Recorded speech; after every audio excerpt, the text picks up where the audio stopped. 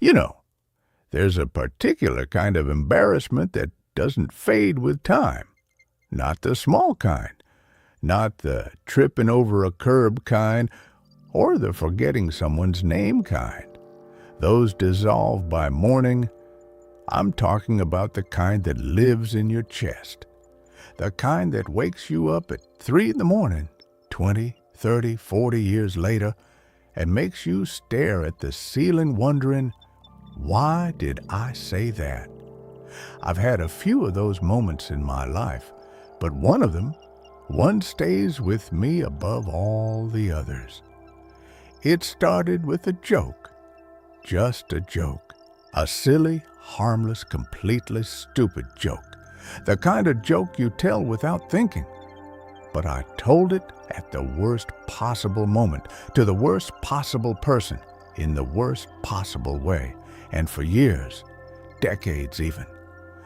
I carried that moment like a stone in my coat pocket, heavy, always there, always reminding me. But here's the thing about stones you carry long enough. Eventually, if you're lucky, you stop seeing them as burdens. You begin to understand what they were trying to teach you all along. So sit with me for a while. I want to tell you about the day I told a terrible joke, and what it took me a lifetime to truly understand. It was the spring of 1974. I was 26 years old, young enough to be confident, old enough to know better, and foolish enough to be neither. I had just started a new job at a small architectural firm in the city. It wasn't a glamorous place. 3 partners, a handful of draftsmen, and 1 secretary named Dorothy who ran the entire operation and knew it. I was the newest hire, eager, nervous, desperate to belong. Now, there's a particular kind of social anxiety that comes with being the new person in the room, a room full of people who already have their rhythms, their inside jokes, their lunch spots, their unspoken rules. You feel it as a kind of low hum in your stomach, a constant awareness that you are still being evaluated. I wanted to be liked. I wanted to be funny. I wanted to walk into that break room and have people look up and smile, the way they did for the senior draftsman, Paul, who could make anyone laugh just by raising an eyebrow. But I was not Paul. The moment happened on a Tuesday. I remember the day because Tuesdays were when Mr. Hargrove came in late. He was the eldest of the 3 partners, a distinguished man in his late 60s, silver hair, and a reputation for being quietly brilliant. He would arrive late after his morning appointments. He was the kind of man who commanded a room simply by entering it, not through arrogance, through presence, through the weight of everything he had built, learned, and endured. Everyone respected him. Some feared him a little. I admired him enormously, and since I had started, I had barely spoken 10 words to him. That Tuesday, a small group of us were gathered near the drafting tables. Paul, a young woman named Carol from accounting, 2 other draftsmen, and me. Someone had brought a box of pastries. For no particular reason, we were all standing around, relaxed, laughing about something I can no longer remember. And then Mr. Hargrove walked in. He set his briefcase down, nodded at the group, reached into the pastry box, and took a Danish. Someone, I think it was Carol, said something light. Something about how he always seemed to know when the good food arrived. Mr. Hargrove smiled, a rare smile, a genuine one, and the room felt warm, open, easy. That's when I decided to say something. I had recently heard a joke, one of those jokes that seems clever when you hear it at a bar among friends. But in reality, It is deeply situational humor, the kind that requires exactly the right audience, exactly the right tone, and absolutely zero people in the room who might be personally connected to its subject. I did not consider any of this. The joke was about a man who had spent his whole life working for a company. He gave everything to it. And then at retirement, they gave him a pocket watch. The punchline was that the watch was broken. A symbol, I suppose, of how little his years had meant to the institution he had served. It was meant to be sardonic, darkly funny, a knowing wink between young people about the indignity of corporate loyalty. I told it to a room that included a 67-year-old man who had given 40 years of his life to building something from nothing. A man who had, as I would later learn, just that very morning, attended the funeral of his oldest colleague and closest friend. The silence that followed was not the silence of a joke that didn't land. It was the silence of a room realizing all at once what had just happened. Paul looked at his shoes. Carol's smile faded. The two draftsmen suddenly found something urgent to study on their drafting tables. And Mr. Hargrove? He looked at me, not with anger, that might have been easier. He looked at me with something much harder to receive, a kind of tired, measured sadness, as if he had encountered this kind of thoughtlessness before and had simply grown weary of it. He said nothing. He picked up his briefcase. He walked to his office and closed the door. Quietly. No slam, just closed. I stood there holding a half-eaten pastry, feeling the heat of shame rise from my collar to my ears, and I thought, I will never recover from this. I was 26 years old, and I was absolutely certain that I had just ruined everything, my reputation, my career, perhaps even my entire sense of self. I was not entirely wrong, but I was wrong about what it meant. Years passed, many of them. Eventually, I left that firm, I moved cities, built my own small practice, I married, had children, buried my parents, watched my own hair turn silver, and through all of it, through the long sprawl of a life, that Tuesday morning stayed with me, not every day, but often enough. I thought about it when I was careless with my wife, in ways I only recognized hours later. I thought about it when I spoke too quickly in a meeting and saw someone's face shift.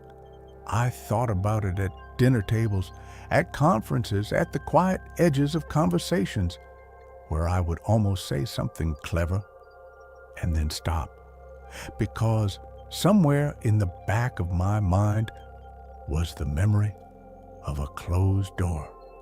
For a long time, I thought the lesson of that story was simple. Be careful. Think before you speak. Know your audience. And those lessons are not wrong, but they are shallow ones, only the surface of something deeper. About 15 years later, I attended a retirement dinner for a colleague, a good man, someone I genuinely respected. And as I watched him receive his gifts, his applause, his warm send-off, I felt something unexpected. I felt grief, not for him. He was happy, but a quiet, private grief for Mr. Hargrove, the man I never apologized to. He had left the firm a few years after I did, and I later heard through mutual acquaintances that he had died in the early 1980s. I never got to say I was sorry. I never got to tell him that I understood finally, slowly, imperfectly, what I had done. Not just the joke itself, but the dismissiveness underneath it, the careless confidence of youth, the arrogance of treating someone else's life's work as material for my audition as the funny new guy. I had looked at a man of depth and experience and seen a prop, a straight man for my punchline. I had been so hungry to be seen that I had failed completely to see him. And isn't that the most common way we wound the people around us? Not through malice, but through absence, through the self-absorption of our need to perform, to belong, to be noticed. We look at people and we see mirrors, when what they need, what they deserve, is to be looked at directly. I have told this story to my children. I told it to my son when he was about the age I was then, that dangerous age of early confidence. I told it to my daughter when she called me after saying something careless at work and couldn't understand why her colleagues had gone cold. Both times, I watched their faces move through the same sequence mine had. First, the recognition that the joke was wrong, then the slower, harder recognition of what that mistake revealed. That is where the real lesson lives, not in the joke, but in what the joke exposed. If you are watching this and you have decades behind you, then you probably already know what I'm about to say. You have felt it. You have lived your own version of it. But sometimes the things we know in our bones still need to be said aloud, witnessed, named. Here is what I learned from a joke that fell on a closed door. Every person in front of you is carrying something you cannot see. Not sometimes. Always, every single time.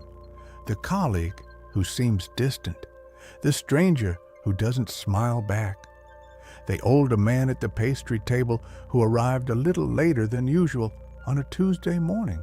Every one of them is navigating an interior world of grief, hope, exhaustion, memory, and longing, a world that has nothing to do with us, and yet can be shattered or sustained by a single careless word.